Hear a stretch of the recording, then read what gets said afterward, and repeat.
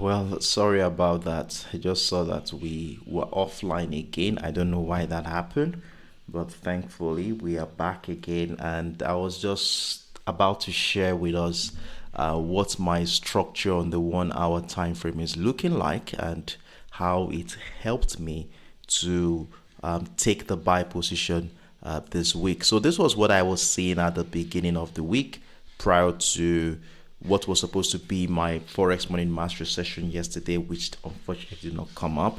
So I had this range bound structure and I was looking to buy that breakout of the resistance. So it was quite a simple setup at that point in time. And of course, I still think that the pound sterling has a lot of room to the upside to munch on as especially after a steady labor sector at the moment, and as market look forward to the Fed interest rate decision and the Bank of England's interest rate decision and other inflationary data from both economies. So there you have it, my in-depth look on the GBPUSD. So let's see how the market plays out. Tomorrow we shall be doing a follow-up on this one. If you have any questions, let me know in the comment section. And while we wait for your comments, let me take a short break and I will be right back.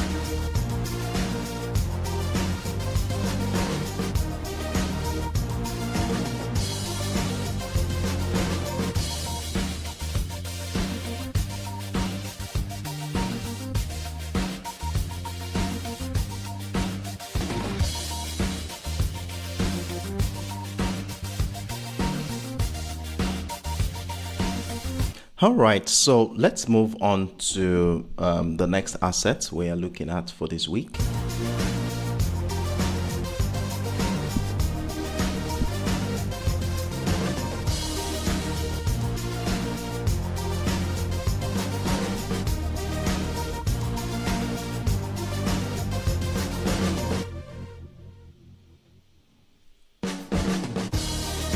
So another asset I'm looking at for this week is the USDJPY, and I think I went on to explain what my thought was like on this particular asset going during in my weekend video when I analyzed this. And of course, this is just going to be a follow-up detail to that particular video. Now, what we have here.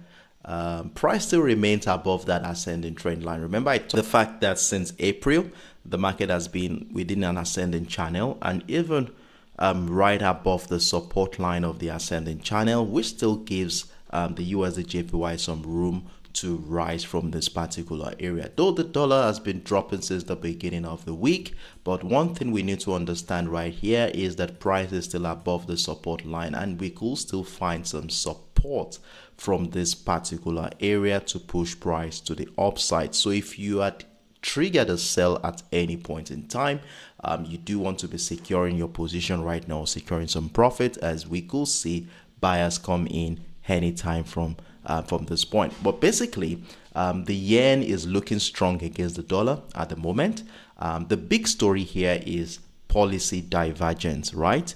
The Fed is set to cut interest rates, while the Bank of Japan is still slowly moving towards tightening their monetary policy. Now, that makes the yen more attractive.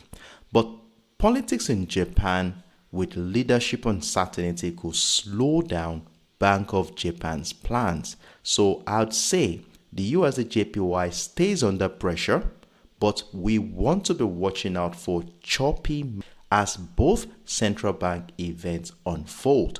Now, remember I mentioned in my video that we're also looking forward to the Bank of Japan's interest rate decision coming up later this week. Hold on a second. Let me include the Japanese economic calendar into this one so we can all see this together. Okay, so it's loading.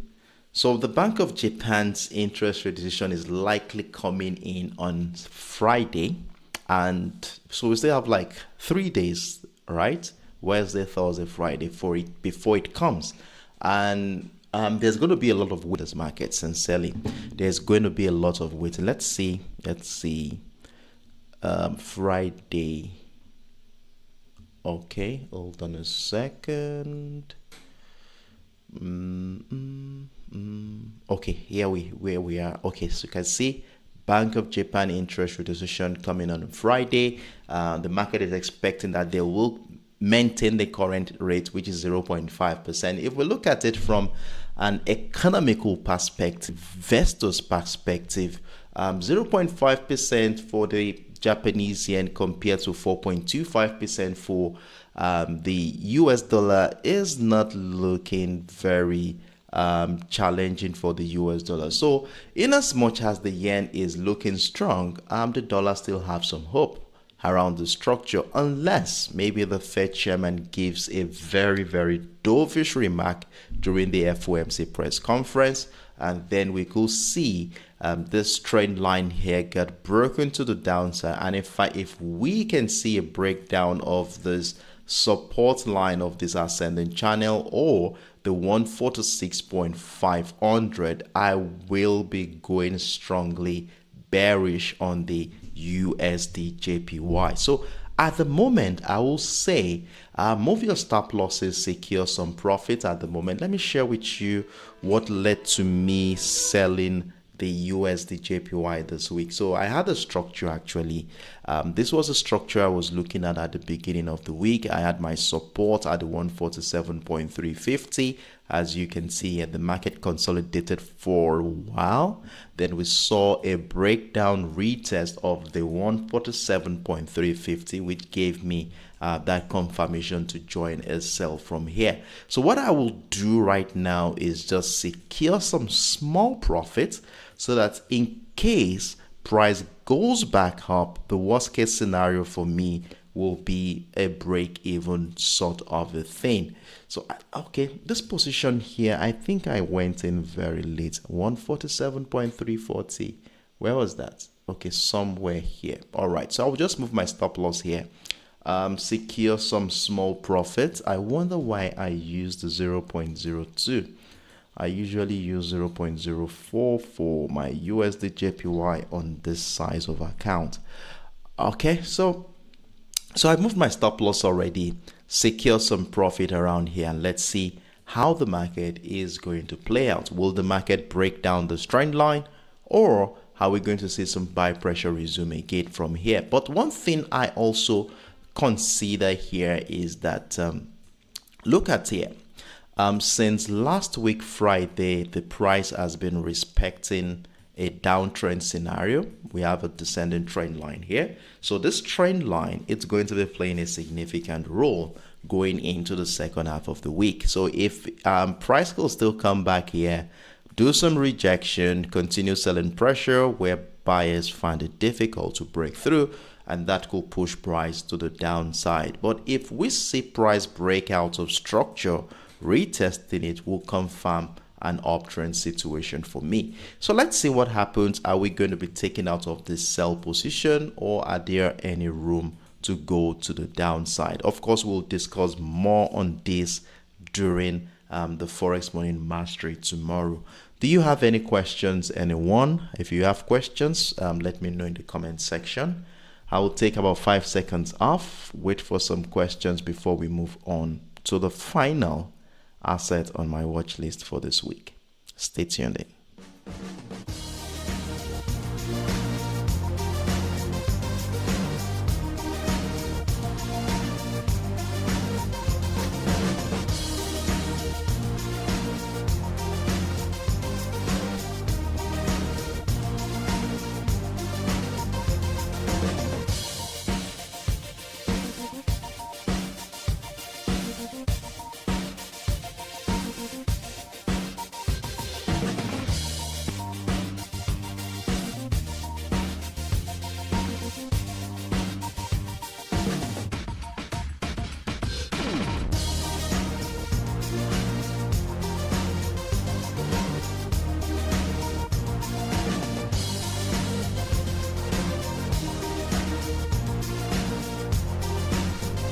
All right. So I guess we are all on the same page. And with that said, let's move right into the final asset on our watch list for the week.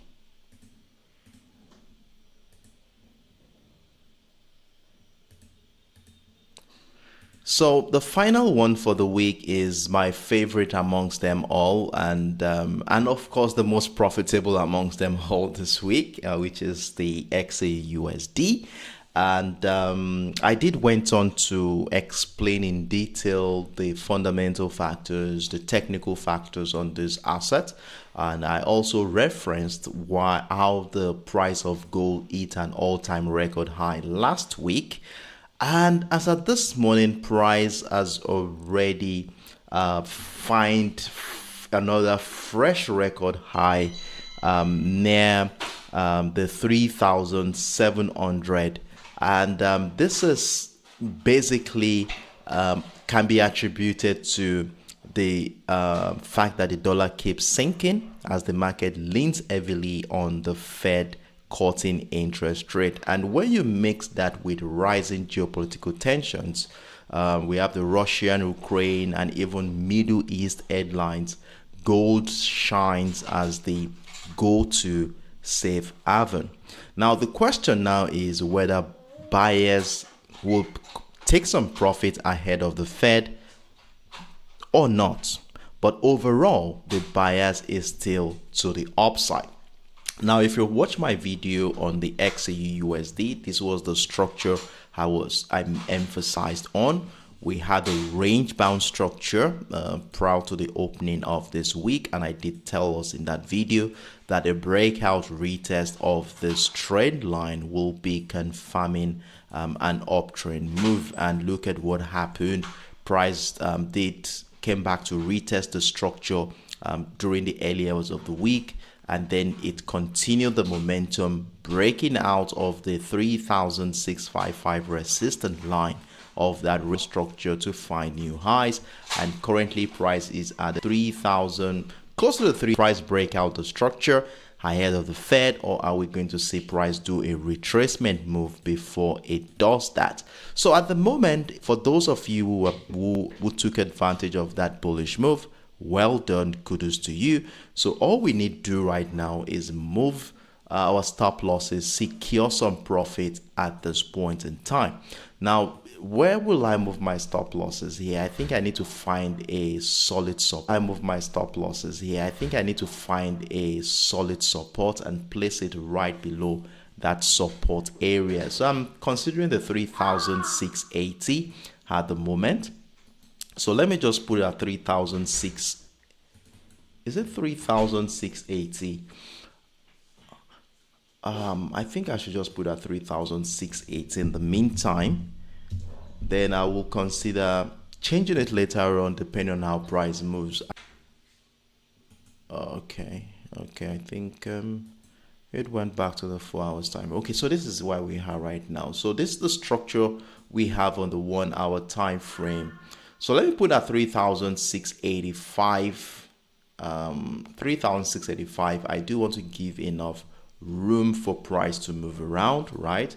So 3,685 for me does okay, and time to start considering if there will be some profit taking activity around this area. But well, if I get taken out of this position, I will just wait until tomorrow morning before I take a trade on this asset. So basically, that is my idea around the XAUUSD so far. And for those of you who've been part of this profitable journey, well done, kudos to you for being faithful to our analytical approach. And I guess it's on this note we have come to the end of today's Forex Morning Mastery. I do hope I made a lot of sense today. And for those who are joining us for the first time, I hope I did. And if I did, you do want to be part of our subsequent editions. The next one is tomorrow, 9:30 a.m. West African time. That's 8:30 a.m. UTC, where we shall be coming back here again to see how well these assets are doing, and of course prepare for the second half of the week. So it's on this note, let's call it a day. I wish us all the best of luck. Trade smart, trade consciously, and do have a wonderful evening, everyone. Bye.